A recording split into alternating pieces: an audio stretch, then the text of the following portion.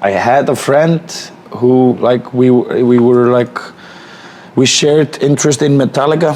He was a couple of years older than I was, so he was like more of a mentor to me rather than the opposite. So he was just like, he showed me Behemoth. That was actually the first black metal band I heard of. And this must have been around the Demigod era. I think I was like 16, maybe 17.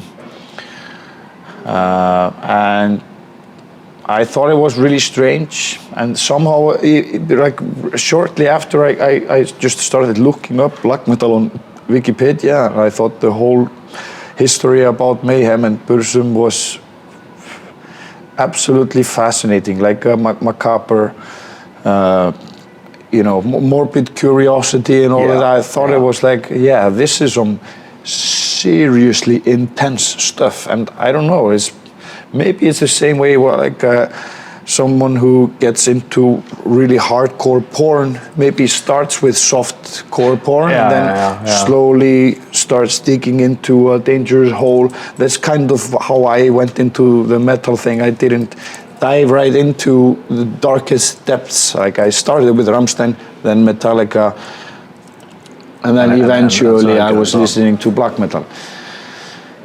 So that's pretty much more or less how it happened. That morbid curiosity thing, I think, is true for so many of us, because I've spoken about it a few times now, but my discovery of black metal happened in the exact same day, or on the exact same day that was when I discovered gangster rap. And it was like an article where they were hysterical about Varg, killing, or they basically just said a member of a Norwegian black metal band killing, a rival band member, and they had him there with a knife, and they had a picture of Emperor, and then on the other side on the overleaf, there's a picture of Ice-T's home invasion, and Ice-T standing there with his AK-47, and I was like, man, this is really like this is terrifying, but it's fascinating. I need to hear what this sounds like, and in your mind. Because at that time I was already listening to Slayer, Sepultura, that sort of stuff, but in my mind I'm thinking this is just going to sound like a fucking dentist roll and somebody screaming over it, just screaming satanic things. And then when you actually hear it and you hear the complexity to the music and the musicality to it, and like we were saying, the emotion to it, I was just hooked. The second I heard it, it was, I've only had a couple of experiences with music that were that powerful, where I would describe it as, it's like finding a missing limb and sticking it back on your body. But like hearing Battles in the North for the first time, that was like that. Hearing, the first song on, what's the name, in the Nightside Eclipse, when that fucking riff kicks in and that explosion is going, it's like, holy shit. Yeah. Like this is, hell breaks loose. I've known, great music, but I've not known something like this up until this point in my life. Yep. I myself have had these sort of revelations so many times, discovery after discovery, and somehow it's usually within the black metal spectrum.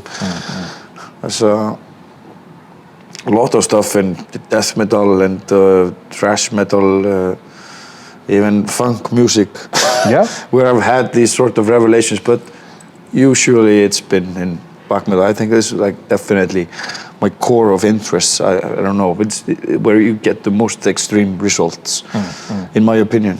Yeah.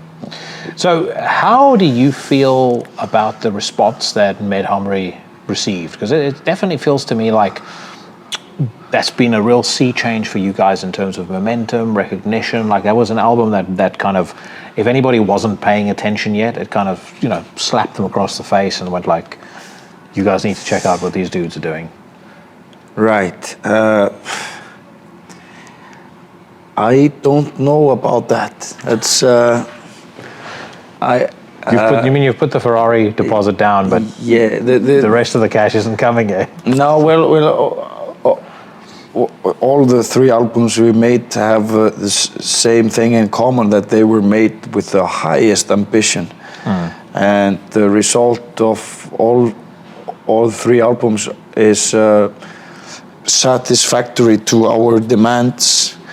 So getting a positive feedback from that, great. It's fucking awesome. But what else it does. I don't know. Like I think like the Melhamri is a bit more accurate example of what I want to do in music. The first two albums are a bit more experimental in that sense. Like the first one is experimenting a lot with just pure chaos. The second one is experimenting a lot with pop. Like there's so much simple things happening there, like on purpose, like being a bit more with having a punk attitude, or like having something that could even resemble a chorus, which I think is a taboo thing. Yeah, very much so. Or you know, it's maybe a bit more frowned upon in such a elitist community, but still, you know, I was experimenting with it at the time, and Melhamri is just like a full-on fist in your face, which is pretty much what I want to do with music, and it was exactly appropriate for the time when it was made. So it represents an era. Yeah. And what happens in the future will just be the same. I was going to say, I kind of get a sense from you, and you can correct me if I'm wrong, but there's definitely restlessness, like an ambition. When I hear you talking about, you know, Melhamri, when I hear you talking about Misthyrming just generally, there's like a real hunger for more.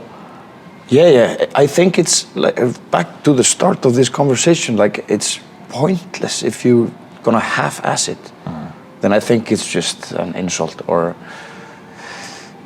it might be overly dramatic to call it an insult, but I just think it's useless. Yeah.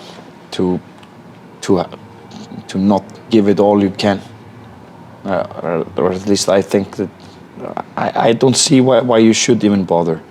You like that? Are you like that in every aspect of your life? Possibly. It is draining. It's salient because I'm like that. So I'm kind of, you know, again, this is why I kind of recognize it in you. You know, as I'm growing older, I'm starting to learn what things I should prioritize in my life. So the things that aren't that important, or I have realized that aren't that important, I maybe give them a little less of my you become wiser with how you invest your energy. But like for me, I've often said this to people that I work with. For me, it's true about the podcast. It's true about my professional life. It's true about every single thing that I do. In everything, my only ambition is to deliver at the absolute height of my capability. And I get that I'm not always going to be the best, but I want to be the best I can possibly be, and that then feeds into the currency that's important to me, which is my reputation.